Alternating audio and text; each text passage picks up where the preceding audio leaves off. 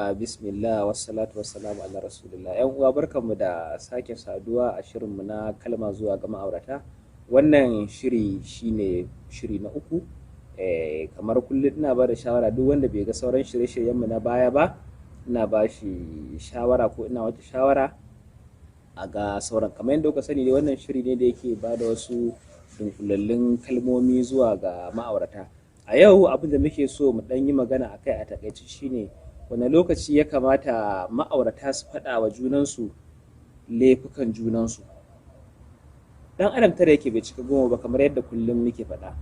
Abu ne da ba zai taɓa yiwuwa ka zauna da mutum ba zai saba maka ba, kuma akwai haƙuri, akwai kawaici, akwai yafiya, amma kuma akwai abin da dole ne a fito a faɗa wa juna, kaza da kika min ban ji daɗi ba, kaza da kamun ba daidai ba ne. So wani lokaci ne ya kamata? Kuskure ne da ma'aurata suke yawan yi a wurare da dama shine tattauna laifukan da suke wa junansu lokacin da suke fushi. Wannan ba daidai ba ne.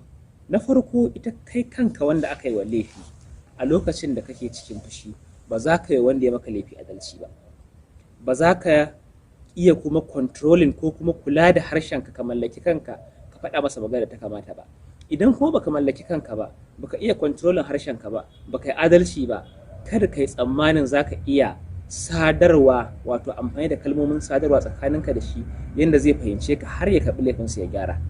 Haka zalika shi ma a ɓangaren wanda ya maka laifi, daga lokacin da ka zo ka tunkare shi cikin fushi, to cikin sauƙi za ka masa laifi, sai ya zama na maimakon a samu daidaito sai shi ma ya samu laifi da kai masa atake, sai ya tunzura shi, ya ɓata masa rai, sai ya zama ba a samu abin da ake so ba. So lokacin da ya kamata ma'aurata su rinka tattauna laifukan da suka wa junansu shine bayan wanda aka yi wa laifin ya huce, hankalinsa ya kwanta, ya yi haƙuri, ya yafe. Bayan ɗan lokaci ana cikin jin daɗi, ana cikin farin ciki, sai ki sami mai gidanki, ranka ya daɗe, ko sweetheart ko wani suwaye da ake amfani, ko baban suwa ne ko baban suwance, a lokaci kaza kamun kaza kwanakin baya, tsakani da Allah ban ji daɗi ba, saboda a fahimta na kaza da kai min kuskure ne saboda dalilai kaza da kaza da kaza da kaza. Cikin ruwan sanyi, wataƙila lokacin yana shan lemo ko yana shan shayi ko yana cin wani girkin ki mai daɗi, shi kuma dama a nan lokacin yana cikin halin nutsuwa da farin ciki da soyayya, to cikin sauƙi zai fahimce ki. Sannan ke ma kuma a wannan lokaci kina cikin nutsuwa da farin ciki, so zaki masa adalci, zaki faɗi kuma kalmomi na mutuntawa, na girmamawa. A wannan lokacin sai ki ga an fahimci juna.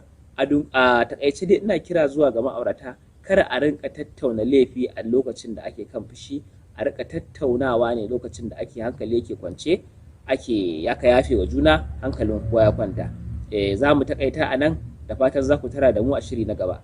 Kada a manta a yi mana liking, a yi subscribing, a yi sharing domin ƙarfafa mana gwiwa. Allah ya sa mu yi domin sa.